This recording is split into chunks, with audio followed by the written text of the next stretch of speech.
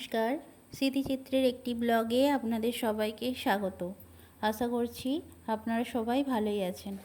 এখন বাইরেটা দেখুন, ভীষণ বৃষ্টি হচ্ছে। আসলে এখন যেখানে মেঘ দাঁড়িয়ে যাচ্ছে সেখানেই বৃষ্টি হচ্ছে, আবার একটু পরে থেমেও যাবে। এখন ঘড়িতে বাজে সকাল 7টা। আমি ঘুম থেকে উঠে প্রাত্যহিক কাজকর্ম করে নিয়ে স্নান করে নিয়েছি। এখন যাচ্ছি চা খেতে।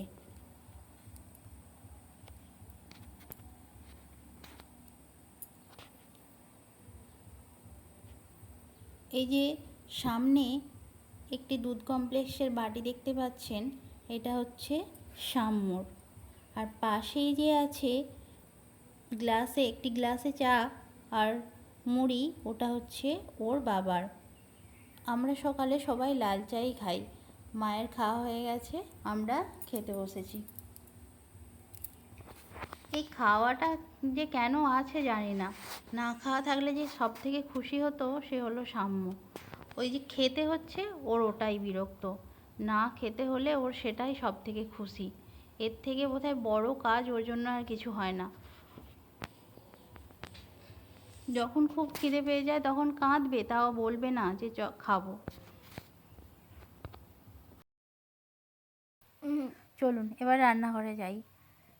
আজকে রান্নার মেনুতে আছে পুঁই শাকের তরকারি, আলু ভাজা, মাছের ঝাল আর উচ্ছে আলু ভাতে। কালকের একটু টক ছিল, তাই জন্য আজকে আর টক কিছু করব না। আর মাখা আমাদের বাড়িতে হলেও হয়, না হলেও হয়। একবার মাখা হতেই হবে তবে যে হবে এরকম কোনো ব্যাপার নেই। আসলে সত্যি কথা বলতে গেলে আমাদের বাড়িতে খাওয়া নিয়ে সেরকম কোনো অসুবিধে নেই। তবে হ্যাঁ, মাছ, মাংস, ডিম এটা একটু কমই হয়, নিরামিষ রান্নাটাই বেশি হয়। রোজ একটা শাক হলে মন্দ হয় না। পুঁই শাক যে সবার খুব পছন্দের সেটা বলবো না। পুঁই শাক কেউই অতটা খেতে চায় না, তবে আমি খাই অল্প।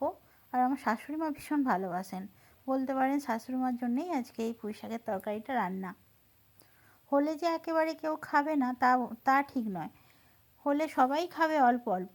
সেই জন্য যে রান্না করে বিরক্ত লাগবে তা না। আসলে দেখুন, কোনো কিছু জিনিস একটা রান্না করছি, অথচ রান্না করার পর যদি জিনিসটা সবাই না খায়, যদি বলে ওটা খাবো না, ও যদি বলে ওটা খাবো না, তখন দেখবেন এমনি থেকেই না রান্না করতে বিরক্ত লাগে।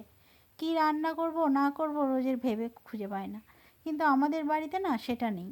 আমাদের বাড়িতে কিছু যদি রান্না হয়, তবে সে খাক আর না খাক অল্প একটু নেবে, খাবে, হয়তো বলবে যে ঠিক আছে আর বেশি খাবো না।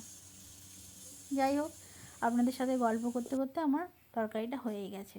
এরপর আমি আলু ভাজাটা বসিয়ে দিয়েছিলাম। আলু ভাজাও হওয়া শেষ হয়ে যাওয়ার পথে।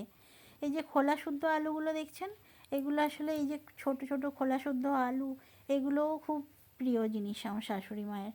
আজকে তার ভালোবাসার জিনিসই করছি। তেমন কোনো কারণ নেই যে তার ভালোবাসার জিনিসই করতে হবে, তবে আজকে মন গেল।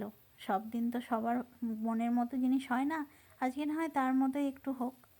এদিকে সাম্য দেখছি একটা লাঠি নিয়ে কি একটা যেন বানাচ্ছে, সম্ভবত ওই যে ট্রেন গেলে গেট পড়ে না, সেরকম কিছু একটা করছে। তো আমি বললাম যে আমার যাতায়াতের পথে কেন করছিস, অসুবিধে হচ্ছে। ও আমাকে বলে দিল যে না, গেট পড়লে, গেট যখন উঠবে তখনই তুমি যেতে পারবে, তার আগে তুমি যেতে পারবে না। ও তার কাজ করে যাচ্ছে, কি আর বলবো। সব কিছু নিয়েই ঘরের মধ্যেই যেহেতু থাকে, বেরোয় ওই বিকেলের দিকটা হয়তো একটু বেরোয়। আবার বিকেলে তো আমি পড়াতে বসাই, বিকেলে যেহেতু আমি পড়াই সেহেতু ওকে নিয়ে যে বেরোবো সেরকম খুব একটা সময় হয় না। তাই বাড়ির মধ্যেই যেহেতু খেলে, সেই জন্য আর ওকে বেশি জোর করি না। ও যা করে ও নিজের মতো নিজেই খেলে। এদিকে দেখুন, বলতে বলতে আমার রান্না প্রায় কমপ্লিটের পথে। ওকে খেতে দিয়ে দিয়েছি, খেতে বসেছে। খেতে বসে তো আবার সেই একই বায়না, খাবো না খাবো না। যাই হোক, খাওয়া কমপ্লিট হয়ে ও আর ওর বাবা চলে গেছে। ওর বাবা অফিসে যাওয়ার পথেই ওর স্কুলটা পড়ে, তাই ওর বাবা ওকে দিয়ে চলে গেছে। আমি এবার তারপর যাচ্ছি। এটি স্কুল থেকে ফিরে আসার পর ওকে খিদে পাচ্ছিল, ও খেতে বসেছে। আজকের ব্লগটি এই পর্যন্তই। আবার দেখা হবে পরের একটি ব্লগে। ততদিন আপনারা সুস্থ থাকবেন, ভালো থাকবেন। নমস্কার।